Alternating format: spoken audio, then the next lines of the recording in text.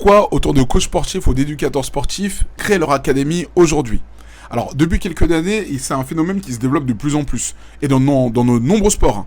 Parce qu'il y a de plus en plus d'éducateurs qui lancent leur académie de basketball, football, préparation physique spécifique sur le rugby, perfectionnement gardien de but, préparation mentale, technico-tactique. Donc, en tout cas, mais pourquoi ce modèle il attire autant? Et là, on va regarder le prisme des éducateurs. Et c'est quoi l'économie aujourd'hui d'un éducateur ou d'un coach? Ok, je suis salarié dans un club ou une entité sportive, j'ai mon billet, que ce soit sur des défraiements, que ce soit sur des fiches de paye ou autre, mon contrat à l'année. Ok, 1. Numéro 2, je suis coach, puis en fait j'ai un travail à côté, en fait pour compléter mon salaire, j'ai une spécificité de par mon parcours, une expertise, je vais la mettre au service d'une niche spécifique d'athlètes. Et en fait pour le coup, il y a énormément de choses qui laissent penser qu'il y a une belle opportunité aujourd'hui dans l'écosystème sportif parce que, le sport s'est professionnalisé, et de deux en plus, il y a de plus en plus de demandes. Donc maintenant, c'est de comprendre. Si on réfléchit, donc pourquoi ce modèle attire autant? Numéro 1, c'est la raison, elle est économique. Parce que quand tu es dans un club, un coach, il est souvent rémunéré par son nombre d'heures. Et forcément, à un moment donné, tu arrives à une limite d'entraînement à la semaine, parce que tu vas pas avoir plus d'entraînement à l'année quand tu prends une catégorie, généralement, de matchs à l'année, où tu as une certaine division, et donc du coup tu as un certain public, et que, est-ce que, parce que tu vas gagner le championnat de D1 ou de D2 de ton coin, ou de R3 ou de R2, est-ce que c'est un levier financier pour toi? Oui, non. Et après, il y a quelques stages, pour compléter, on va dire, le tout. En fait, créer une académie, on va pas se mentir, ça permet de développer des activités qui sont supplémentaires, des entraînements spécifiques. Par exemple, toi, tu as du temps de libre, tu sais qu'il y a un gymnase, un terrain sur lequel tu peux travailler avec des joueurs qui ont envie de travailler, autant avancer, et si ça peut te permettre, toi, dans ton temps perso, de compléter, on va dire, tes revenus, bénéf. Les activités complémentaires, c'est les stages pendant les vacances aussi, où là, pour le coup, si elles ont une certaine identité ou pédagogie, qui va pouvoir attirer un certain public, bénéf. Le suivi individualisé, ce qui est très demandé, que ce soit sur les joueurs de niveau départementaux, régionaux, pour tendre vers le haut niveau, ou même les joueurs de haut niveau qui veulent tendre vers le niveau professionnel, ils ont besoin d'un certain suivi. Même les joueurs professionnels cherchent à avoir des suivis pour avoir des meilleurs contrats aujourd'hui. Et c'est ce qui se passe. Et après, les groupes de perfectionnement, c'est ce qui fait que tous ces éléments-là que je vous ai cités font qu'aujourd'hui, les éducateurs se disent non, mais en fait, il y a quelque chose à faire. Parce qu'en fait, si tu restes dans une logique d'éducateur, logique d'heures salariées, en fait, il y a un moment donné, tu arrives à un plafond. Pas parce que le salariat, c'est mauvais. Attention, je suis pas dans cette DA-là. Mais c'est plus dans cette idée de se dire, ok, toi, qu'est-ce que tu veux faire? C'est quoi ton ambition? Comment tu veux vivre? Et comment tu veux partager ta passion avec d'autres personnes? Et donc, la logique de projet, d'activité et d'entrepreneuriat, c'est là, elle rentre en considération. Le deuxième élément, c'est la spécialisation. Parce que dans beaucoup de clubs, qu'est-ce qui se passe? Les séances, elles doivent s'adapter à tout un groupe. Même si le niveau est hétérogène, tu dois faire en sorte que la séance soit lissée pour que tout le monde puisse prendre du plaisir et puisse avancer ensemble dans le projet commun. Une académie permet d'avoir un travail qui est plus ciblé sur la technique individuelle. C'est vrai, en étant coach, on le sait. Tu as une à 2 séances semaine, 3 séances semaine. Moi je suis dans le basket, tu as 15, 20 gars. Et pour faire du développement technique, tu peux, mais est-ce que ce sera plus précis que si tu as 10 joueurs avec toi ou 5 joueurs avec toi et que tu fais que travailler ton ballon, travailler ton toucher de balle, etc. Ça, c'est une question. C'est une vraie question par rapport aussi aux problématiques du week-end. Sur la préparation physique aussi, c'est la même chose. Travail ciblé sur une certaine catégorie. Développement du joueur, nutrition, accompagnement, athlétisation. Tout ça, c'est des éléments qui sont quand même importants dans le ciblage et qui font que ce sont des choses importantes qui font que il y a plusieurs personnes aujourd'hui qui sont prêtes à payer pour ça. Et je me rends compte de plus en plus dans l'écosystème sportif au global, dans le monde, je veux dire français, les gens payent pour qu'on s'occupe d'eux. Et donc c'est pour ça que c'est important aussi pour un éducateur sportif, parce que c'est un levier qui n'est pas négligeable. Se dire qu'aujourd'hui tu peux faire travailler ta passion, avoir des gains autour de ta passion et dans une vision qui correspond à la tienne. Individualiser une démarche, c'est important. Et que derrière, tu dis que je vais prendre 100, 200, 300 euros par mois en plus par joueur pour m'occuper d'eux et leur créer un vrai écosystème. Si tu as cette expertise-là, mais fonce, pourquoi tu ne devrais pas le faire? Moi, c'est la question que je me pose. Si tu as vraiment une expertise qui peut, et dans ta promesse et dans ta transformation que tu souhaites proposer, tu souhaites tendre à un certain niveau, pourquoi pas mettre à profit cette expertise-là pour derrière des joueurs ou des joueuses puissent en profiter? Parce que toi, tu es capable de faire quelque chose de pertinent et les joueurs et les joueuses sont demandeurs.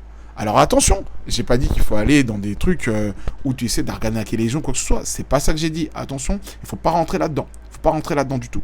Et je dis que par contre, c'est un levier supplémentaire pour les éducateurs sportifs, préparateurs physiques, nutritionnistes ou autres, de pouvoir compléter des revenus et aussi avoir une dépendance, enfin limiter la dépendance qu'ils peuvent potentiellement avoir vis-à-vis des clubs. La troisième raison pour laquelle les éducateurs créent des académies, c'est la visibilité, la marque personnelle. Et on le voit, peu importe le sport, football, basketball, rugby ou autre, généralement ces académies, elles sont personnifiées par un gars ou une fille qui a une certaine présence, une certaine aura, qui sait très bien s'exprimer et qui va derrière dire, bon voilà, j'ai eu un certain vécu, je suis en capacité de vous donner les outils pour pouvoir avancer et faire en sorte que vous ne stagnez plus, que vous puissiez progresser. Et en fait, du coup, pour ces éducateurs-là, qu'est-ce que ça veut dire? Ça veut dire que derrière, tu te crées un levier supplémentaire, une identité au projet, tu développes aussi une communauté autour de toi qui va faire que tu vas pouvoir mettre à bien ton projet, mais aussi peut te créer d'autres projets en parallèle avec des personnes que tu rencontreras dans le monde du business, on va dire.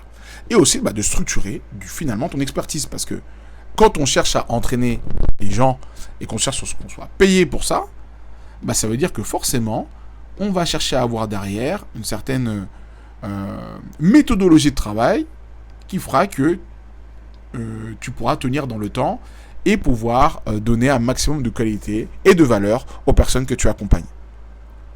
Et c'est pour ça que dans ce dernier aspect, il faut rester lucide. Parce que les académies, c'est très bien, mais est-ce que ça veut dire qu'automatiquement, ça va te faire réussir, que ce soit personnellement, financièrement ou par rapport à tes objectifs? Pas forcément. Parce que ça demande quand même de trouver des joueurs, donc avoir une certaine méthodologie commerciale pour pouvoir atteindre et pouvoir toucher les joueurs que tu souhaites viser, ou les joueuses que tu souhaites viser, remplir tes séances, et gérer aussi l'administratif, bien assurer tes séances, responsabilité civile pro, etc. Avoir un encadrement qui est adapté, parce que tu peux peut-être pas tout le temps gérer tout seul, avoir ton équipe qui est adaptée, développer une vraie organisation, à l'instar de ce qu'on disait sur d'autres vidéos. Tu ne peux pas tout faire tout seul. Tu peux t'en occuper au début, mais après c'est des heures, c'est des machins, et à un moment donné, il faut pouvoir compléter ton équipe de travail pour faire en sorte d'avancer du mieux possible et structurer ton activité durablement. Et c'est pour ça que c'est important d'avoir un projet clair. Qu'est-ce que tu veux si tu lances demain ton académie et vers quelle niche tu souhaites vraiment te focaliser de façon à pouvoir les accompagner le plus loin possible. Parce que certaines académies, elles disparaissent aussi vite qu'elles sont apparues. Et vous l'avez peut-être vu déjà dans votre écosystème déjà personnel ou écosystème sportif français. Ah, il y a un truc qui se lance, hop, ça disparaît. Parce que les promesses ou quoi, à un moment donné, on souhaite aller dans des sphères qui sont ingérables. Et ça, il faut faire attention à ça. Et donc du coup, la vraie question peut être assez simple. En fait, une académie, est-ce que c'est plutôt le complément d'un projet pédagogique d'un club? Ou c'est simplement un levier économique? Et c'est ça aussi qui a situé, parce que si vous faites les choses uniquement pour l'argent, vous allez à un moment donné avoir un plafond. Par contre, si vous avez compris qu'il y a quelque chose dans lequel vous êtes très bon, et vous êtes en capacité d'accompagner les gens, surtout dans le point de vue de la performance, les deux peuvent cohabiter. Et dans ce cas-là, vous avez tout gagné. Et je tiens à préciser que l'expertise que vous allez pouvoir partager avec des personnes ou des clients en tant que tels, c'est toujours mieux de venir aussi avec un certain bagage, certaines expériences que vous avez fait avant qui sont capables aussi de légitimer, donner une légitimité à votre démarche. Ce que je trouve compliqué, c'est que parfois il y a des gars, voilà, ok, je vais lancer mon projet, mon académie, ok, c'est super. Mais en fait, quelle transformation tu vas chercher à donner et aussi quelle expertise tu as dans ce domaine-là. Et c'est là où parfois les gens sont challengés et se retrouvent en difficulté. Parce que qu'est-ce que ça veut dire être expert aujourd'hui dans un domaine, dans le sport? Tout le monde peut se dire expert. Mais le vécu parle avant tout.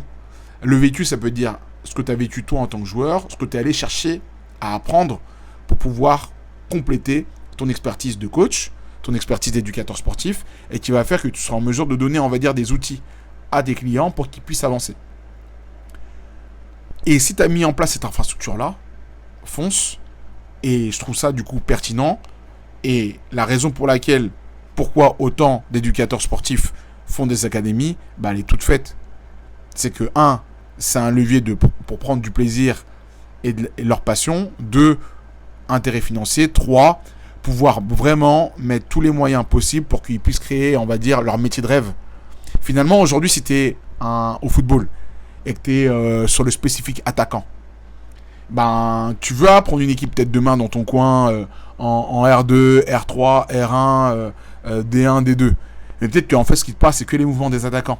Et faire des finitions près du but. Peut-être que tu as une expertise particulière au niveau des centres, sur le positionnement du corps, etc. Est-ce que toi, ce serait pas ton kiff de ne faire que ça? C'est une vraie question. Est-ce que ce serait pas un kiff? Donc, si tu as cette expertise-là, et qu'en plus, il peut y avoir une communauté et de l'intérêt pour ça, mais qu'est-ce que tu peux faire aujourd'hui autour de toi pour te lancer peut-être ton début d'activité? Et peut-être que tu vas être le coach spécifique attaquant de ton coin, de ta région, ou faire ta petite communauté autour de ça sur les réseaux sociaux. Et c'est une démarche que je souhaite partager dans cet aspect de vivre du sport, parce que ça fait partie finalement de la réflexion que l'on doit avoir pour construire finalement autour de notre passion. Et comme j'ai dit, se focaliser sur sa passion, c'est une chose, mais surtout se focaliser sur quoi on est fort et on est bon et on est excellent. Voilà tous, c'était Aristote sur Vivre du Sport. N'hésitez pas à commenter, partager, liker pour savoir ce que vous pensez de tout ça. N'hésitez pas aussi à vous abonner. Toujours intéressant pour qu'on puisse encore découvrir d'autres sujets autour de l'écosystème sportif. À très vite pour une prochaine vidéo. Salut!